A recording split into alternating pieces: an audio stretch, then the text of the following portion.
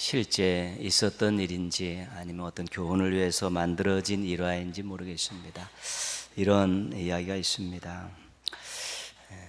음료수 회사에서 더운 지방인 중동 지방에 음료수를 팔 계획을 세웠습니다. 포스터를 3개를 만들어서 이제 홍보를 시작했습니다. 첫 번째 포스터에는 더워서 지쳐서 또 목말라 하며 괴로워하고 힘들어하는 그런 사람의 모습을 담았습니다. 두 번째 포스터에는 그 팔고자 하는 음료를 시원하게 들이키는 그 사진을 실었고요. 세 번째 사진은 그 음료수를 마시고 행복해하는 그런 모습을 이제 담았습니다. 그래서 이것이 이제 유럽 쪽에서 이제 성공을 했던 홍보 전략이기 때문에 이제 중동 지역에서도 성공할 걸 기대하면서 이제 홍보를 시작했는데 예상과는 달리 이제 판매가 부진해서 그 계획이 아주 이제 실패로 돌아갔습니다. 왜 유럽 지역에서는 성공한 이 홍보가 이 중동 지역에서는 실패했을까? 나름대로 이렇게 조사를 하고 또 살펴보다가 그 이유를 이제 찾아냈습니다. 그 이유는 좀 문화적인 것인데, 간단한 것인데 이제 홍보하는 사람들이 착각을 한 거죠. 유럽 사람들과 일반적인 모든 나라 사람들은 글을 읽고 쓸 때 왼쪽에서 오른쪽으로 이렇게 가게 되어 있습니다. 근데 이 중동 지역은 글씨를 오른쪽에서 왼쪽으로 읽고 쓰게 되어 있습니다. 성경도 원어 성경 보면 이렇게 되어 있습니다. 구약. 그러니까 이 사람들이 홍보를 딱 봤을 때 행복하고 있었던 그 사람이 음료수를 마시고 죽상을 하고 있는 것을 보고 이 음료수는 마시면 안 되는 거구나, 이제 그런 판단을 내리고 사 먹지 않은 것입니다. 그것은 판단의 근거가 잘못되어 있다든가 잘못 해석하면 원치 않은 그런 결정을 하게 되는 것입니다. 판단의 근거도 중요하고 판단하는 사람도 굉장히 중요합니다. 우리 신앙인들도 평생 판단하며 또 결정하고 선택하며 그렇게 살게 되어 있는데, 여러분들의 판단이 신앙적이고 또 정확하고 또 유익한 그런 판단이 되기를 주님의 이름으로 축원합니다. 남왕국 유다가 바벨론의 멸망을 당합니다. 그리고 멸망당하기 전부터 많은 사람들이 포로로 잡혀가죠. 하나님의 백성이 살고 있는 나라가 왜 망할까? 하나님께서 택하신 백성들이 왜 포로로 잡혀가야 되는가? 이것이 당시 사람들의 엄청난 고민이었지요. 근데 성경은 그 질문에 대해서 정확하게 이야기해 주고 있습니다. 어떤 표현이 하나 나오냐면, 여러분들 성경을 읽다 보면 앞부분에 땅이 토해냈다, 이제 그런 표현을 씁니다. 땅이 이 백성들을 토해냈다는 것입니다. 왜 토합니까? 우리가 비유에 맞지 않고 역겨우니까 토해내지 않습니다. 하나님이 주신 가나안 땅은 거룩한 땅입니다. 하나님의 땅입니다. 근데 하나님의 백성들이 거기서 말씀에서 어긋나는 추잡한 짓을 한 것입니다. 그랬더니 그 거룩한 땅이 그것을 견뎌내지 못하고 토했다는 것입니다. 토해버렸다는 것입니다. 하나님께서 거룩한 백성들이 누려야 될 권리와 복들을 박탈한 것입니다. 너희들이 거룩한 땅에서 거룩하게 살지 않고 추잡하게 살고 있으니까 더 이상 이 땅이 너희들이 감당할 수 없고 너희들은 이 땅에서 살 자격이 없다. 그래서 땅이 백성들을 토해내서 이방 땅으로 포로로 보냈다. 이제 그런 설명을 한 가지 하고 있고요. 또 한 가지는 섬김에 대한 내용입니다. 하나님의 백성들이 하나님을 섬겨야 되는데 이방 신들을 섬기기 시작합니다. 우상을 섬기는 것이죠. 너희들이 내 땅에서 나를 섬기지 않고 이방 신을 섬기느냐? 그럴 바에는 이방 땅에 가서 이방 신을 섬기며 살아라. 이제 그런 취지로 백성들을 포로로 잡혀가게 했다는 것입니다. 그러니까 그러니까 하나님의 땅에서 하나님을 섬겨야 되는데 하나님의 땅에서 이방 신들을 섬기니까 이방 땅에 가서 이방 신 섬기며 살아봐라. 하나님께서 그렇게 그들을 포로로 내모르신 것입니다. 우리들이 누리고 있는 많은 것들은 하나님이 주신 것입니다. 이것이 우리의 신앙 아닙니까? 사랑해서 주셨고요, 잘해보라고 주셨고, 수치당하지 않고 살으라고 주신 것들이 많습니다. 그런데 하나님을 잘 섬기지 않고 하나님 말씀에 순종하지 않으면서 그것을 누리는 것은 어떤 면에서 과분한 것이고 뻔뻔한 것이기도 한 것입니다. 뻔뻔함에도 불구하고 거두시지 않기에 누리며 사는 것들이 우리들에게는 아직도 많이 있는 것입니다. 권리와 복을 잃는다든지 뻔뻔하게 누리는 일 없도록 하나님을 섬기고 하나님께 순종하는 일에 최선을 다해야 되는 것입니다. 하나님 섬기지도 않고 또 하나님 말씀에 관심도 없고 순종도 하지 않으면 때로는 우리에게 주신 이 권리와 또 이 복이 또 걷어가실 수도 있고요, 걷어가시지 않으면 그것을 우리가 누리는 것은 뻔뻔한 것이기 때문에, 죄송스러운 것이기 때문에, 부끄러운 것이기 때문에 주의해야 되는 것입니다.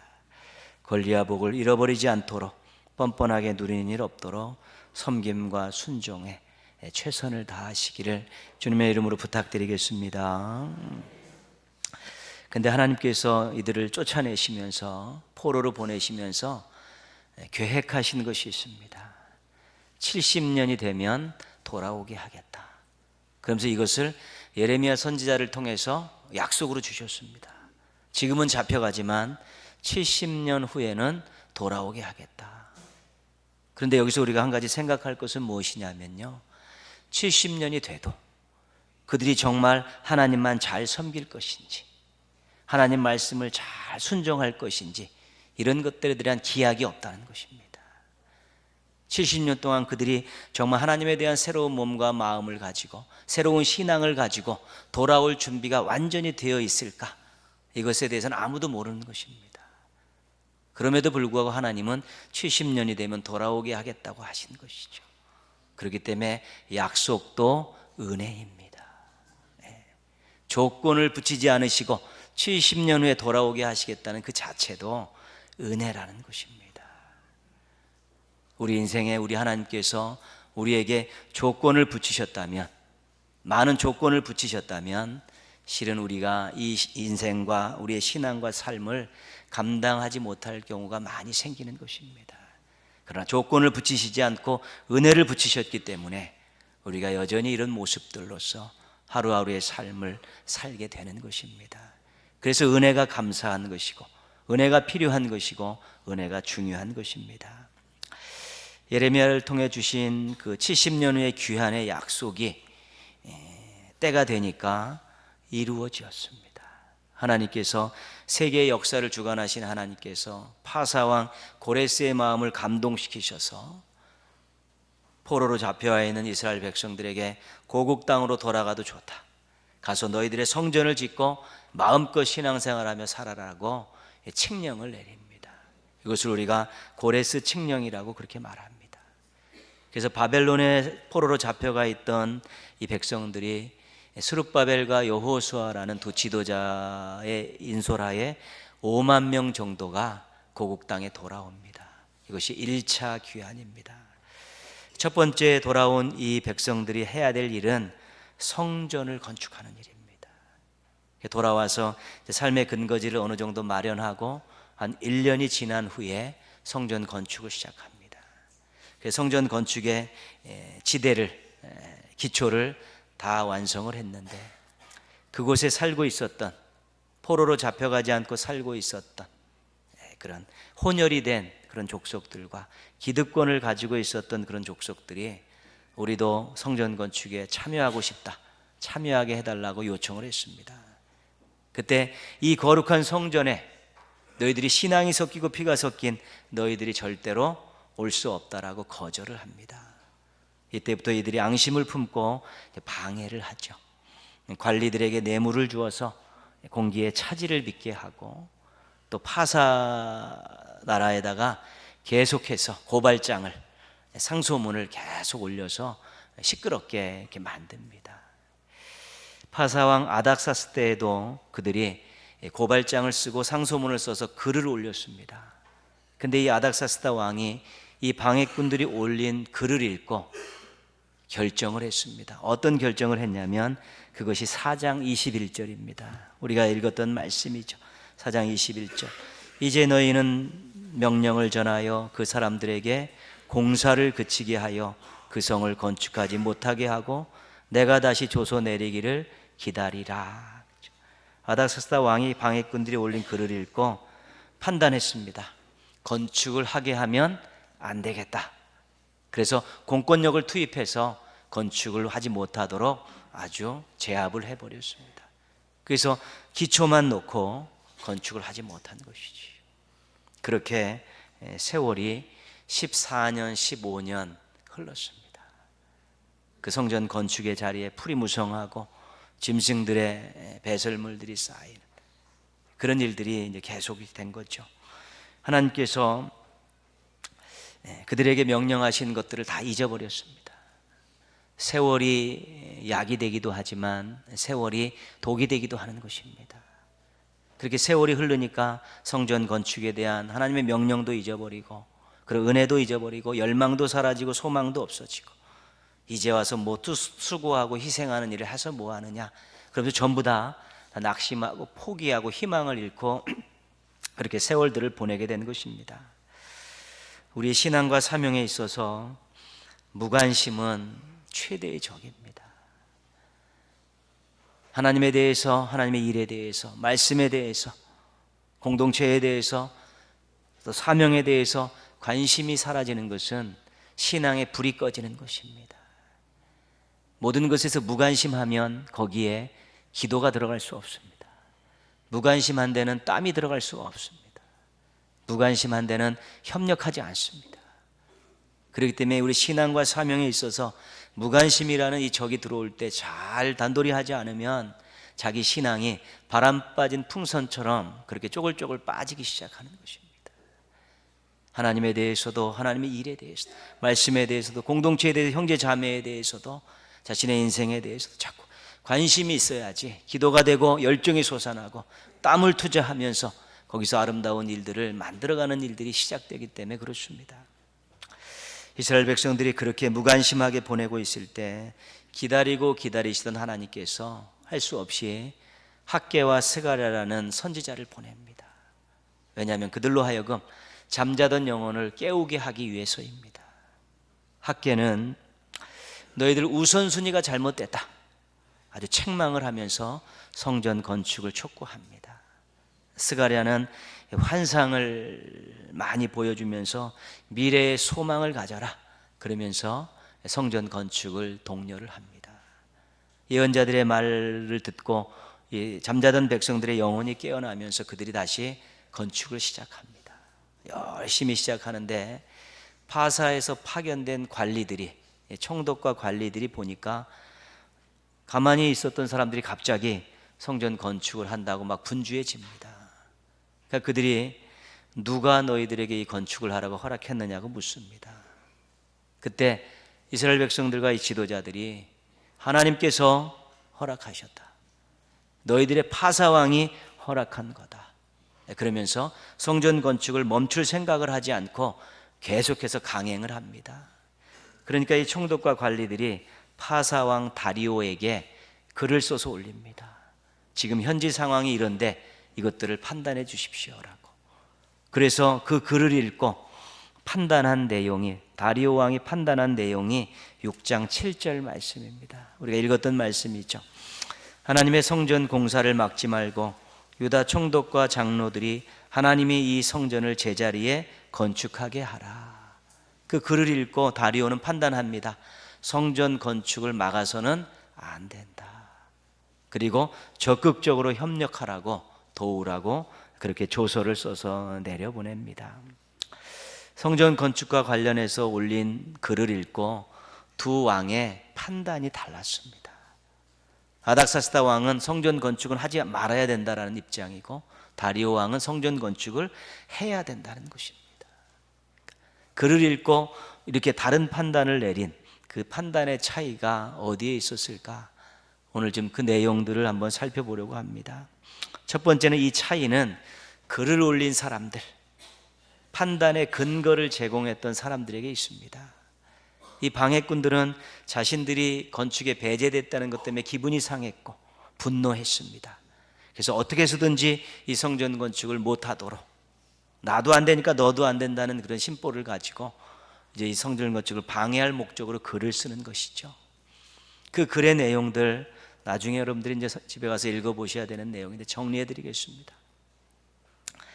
이 땅이 북쪽에 있는 강대국들에게는 항상 반기를 들었던 땅입니다.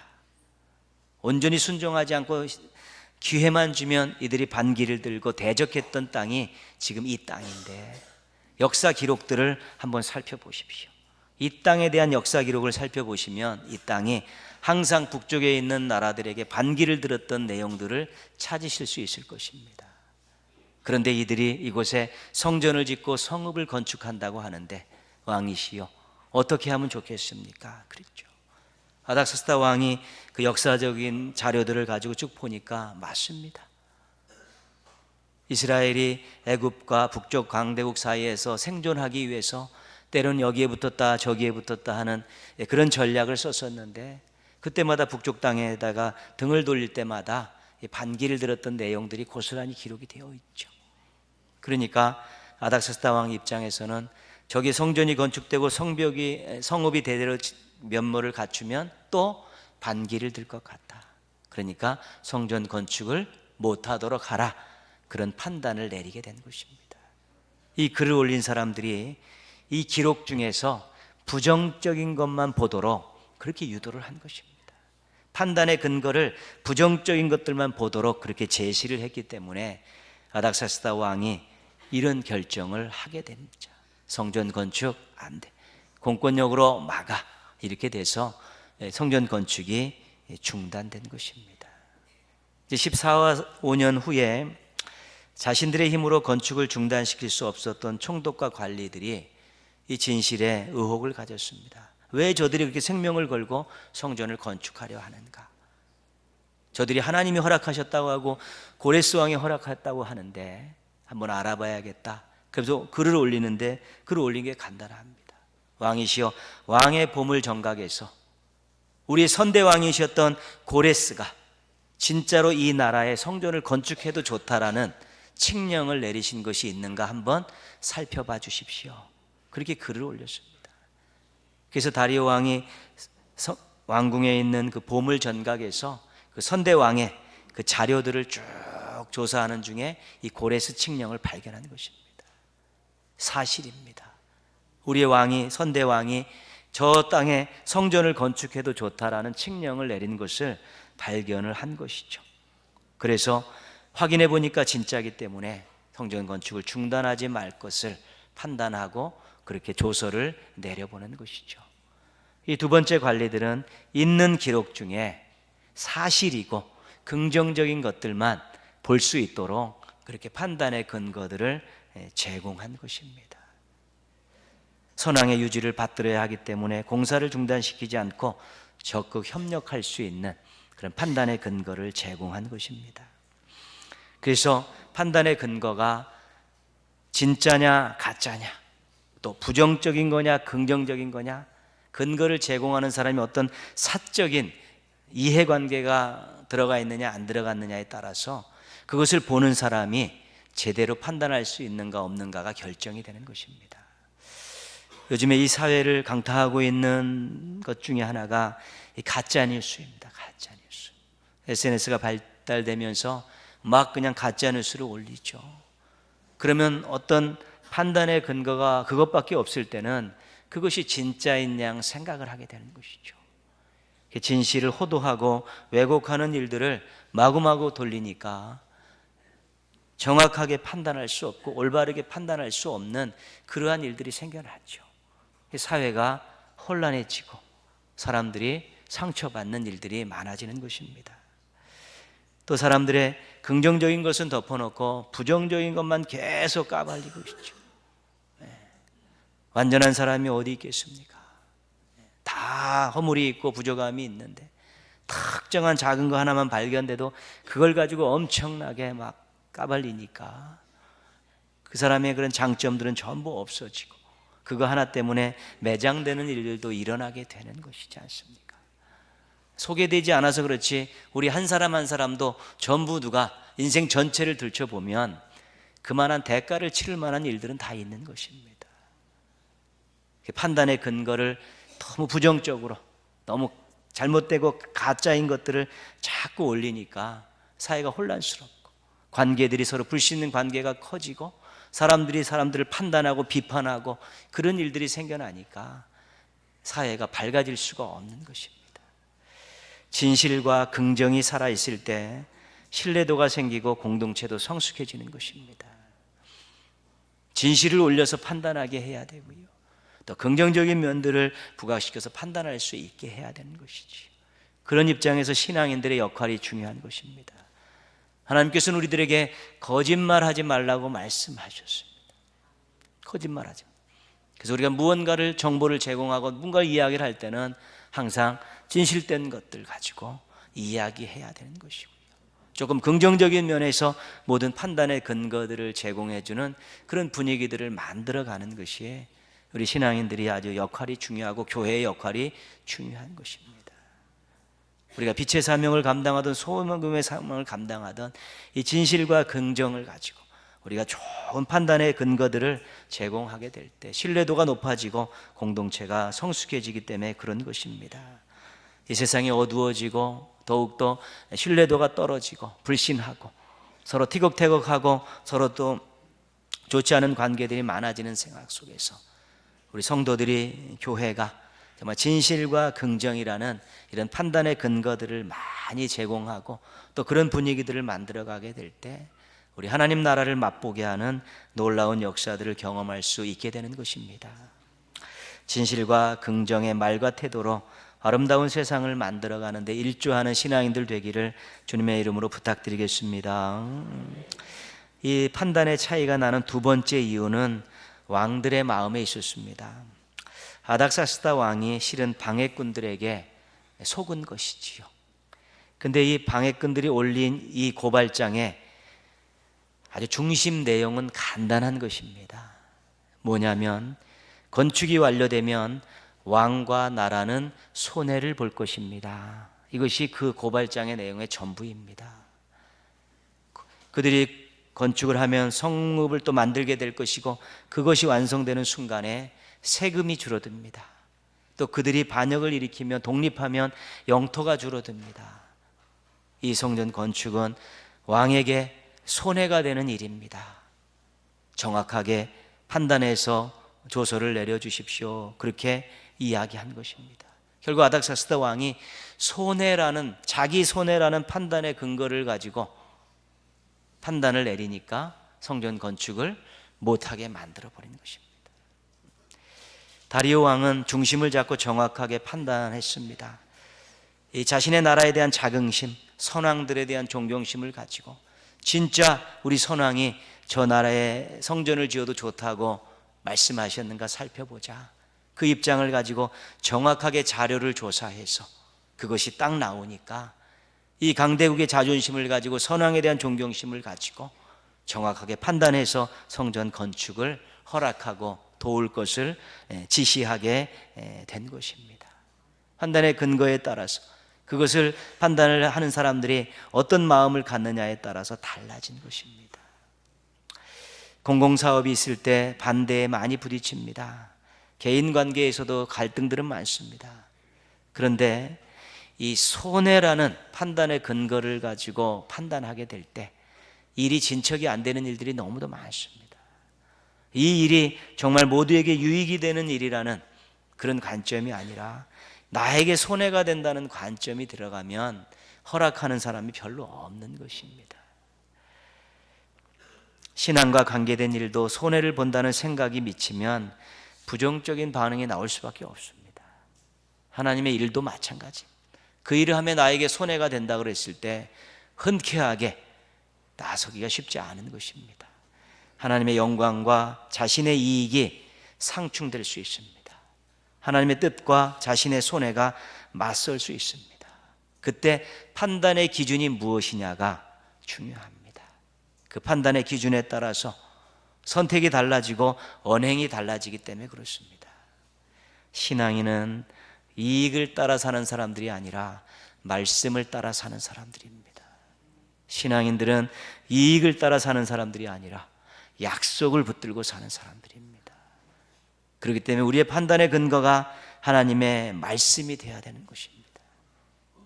하나님 판단의 근거가 하나님 말씀이 됐을 때 어쩔 때는 그것이 자신에게 유익될 때도 있지만 자신에게 손해가 될 때도 있는 것입니다.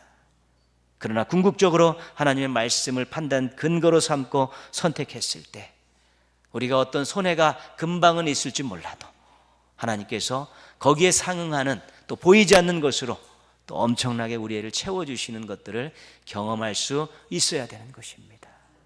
언제까지나 손해보는 것 싫어서 인생도 관계도 신앙도 사명도 늘 주저하게 된다면 한 걸음도 앞으로 나아갈 수 없고 조금 더 나아진 모습으로 하나님 앞에 설 수 없습니다.